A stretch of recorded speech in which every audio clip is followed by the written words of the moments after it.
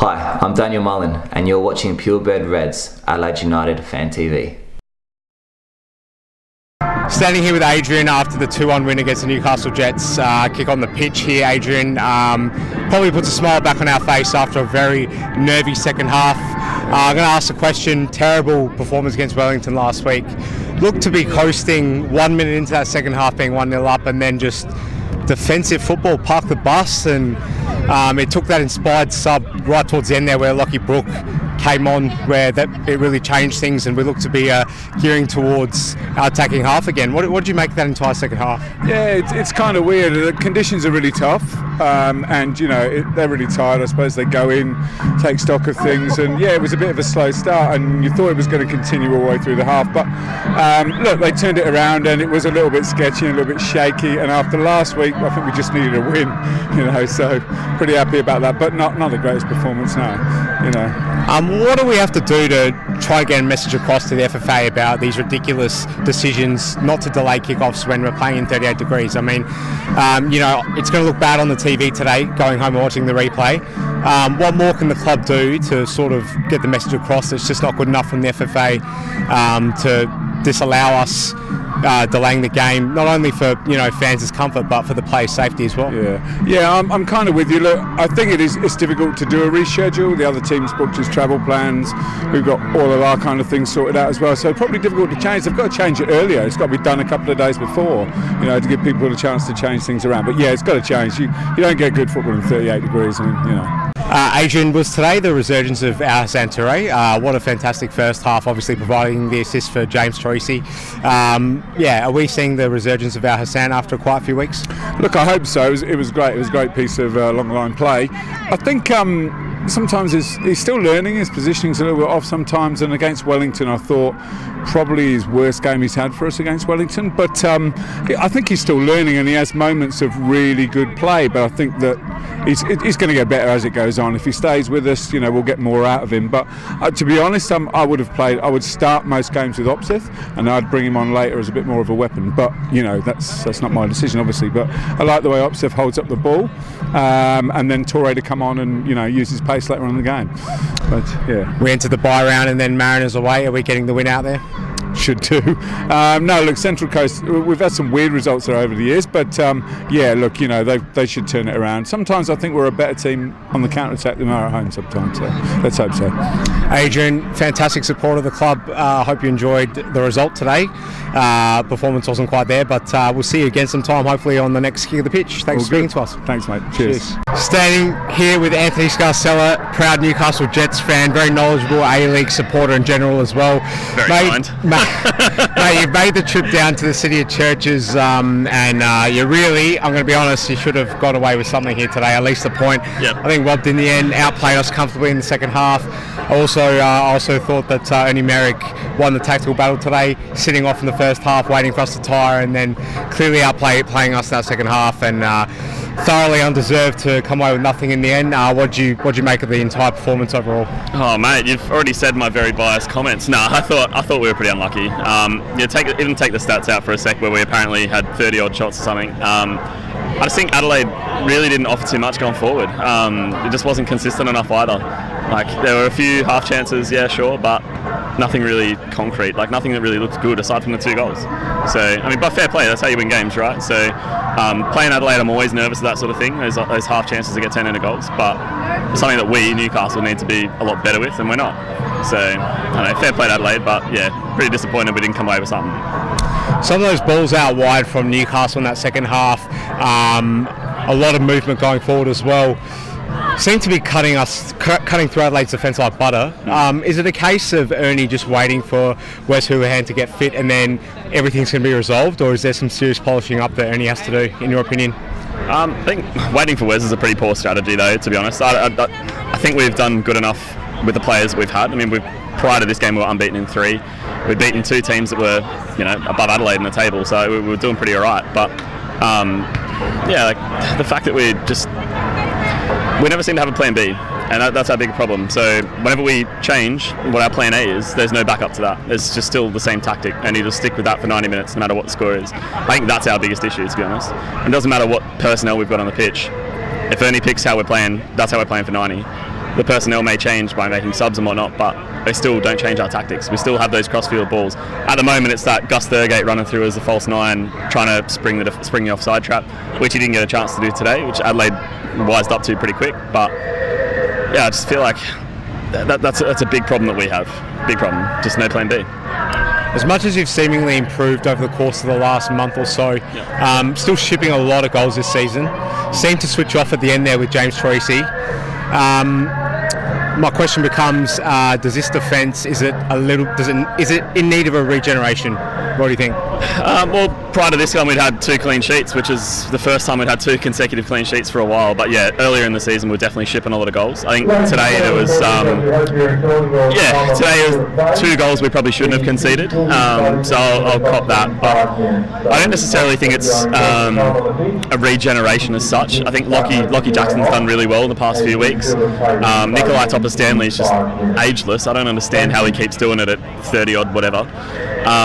So yeah, I don't think it's so much of a regeneration. I think we just need to be just a bit more switched on. Just a bit more switched on with how other teams are playing. Adelaide were always going to try and slice us through. There's a lot of pace going forward, and Lockie and Topper don't really have that pace anymore. So we needed to be better organised, and we needed to just not have so many mistakes. It's the sort of stuff that we're playing last time we played you guys up in Newcastle. Just crap mistakes. Yeah, can't disagree, mate. You've got 2 out of your 3 buys out the way, I believe now. Yep. Do you reckon you can mount some kind of run going between now and the end of the current home and away season? What do you reckon?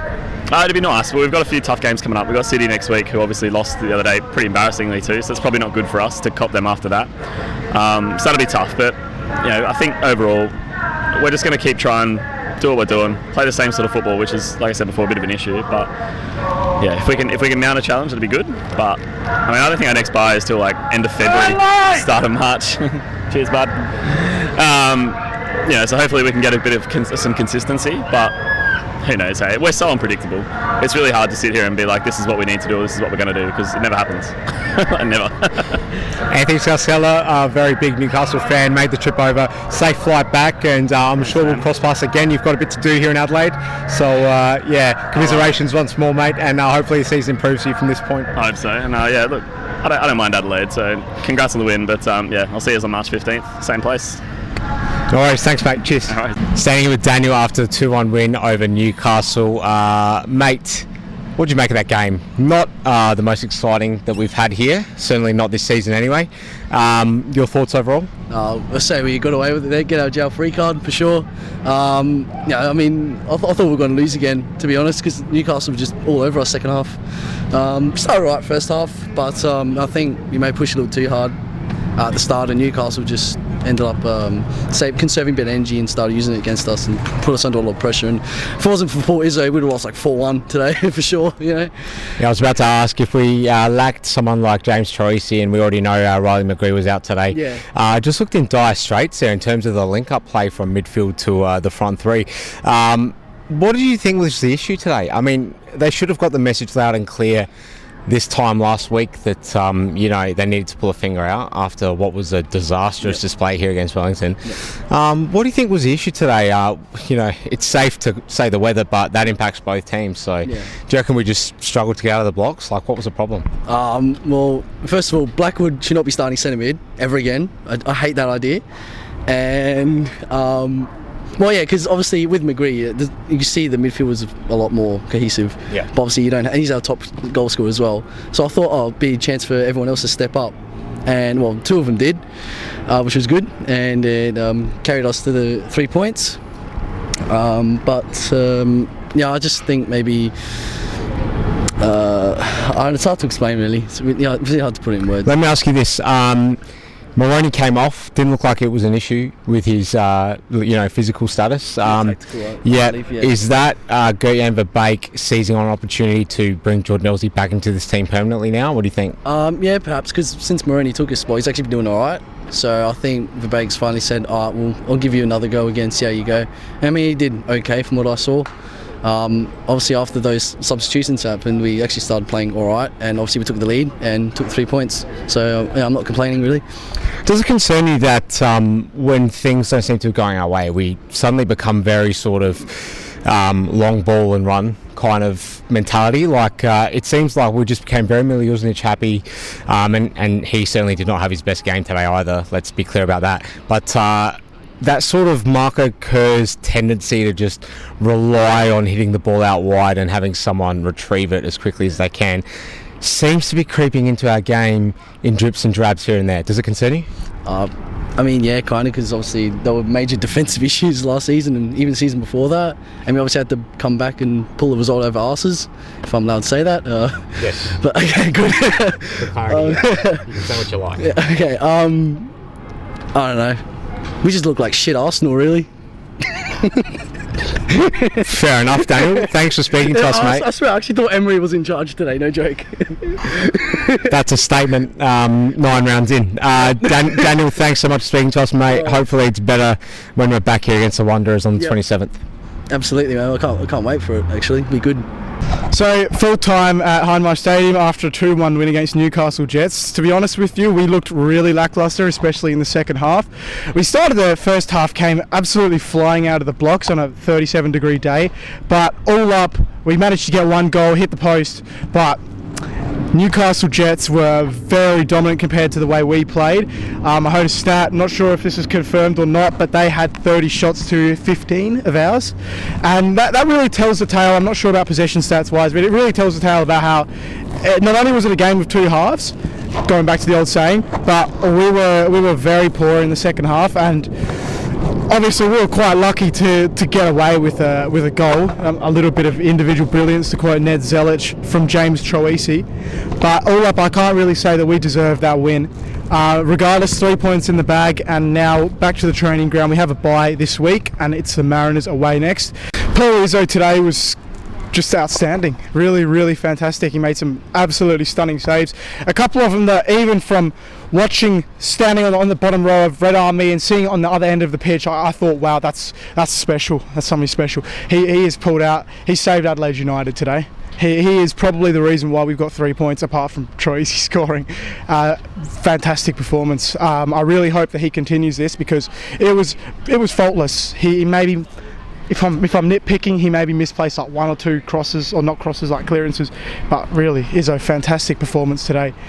We can be very proud, and hopefully this is a level of consistency that we see for the rest of this season, because he needs it now. And if he keeps performing like this, I know it's early days, but dare I say, if he stays at Adelaide United for years to come and keeps performing like this, where we could be witnessing the next Eugene Galakovic, or the next legend. He could be making a new name for himself rather than replacing an old legend. So we have our bye coming up, and then we have the Mariners after, and I personally think this has come at an absolutely fantastic time, given that our last 2 performances have perhaps not been at our best.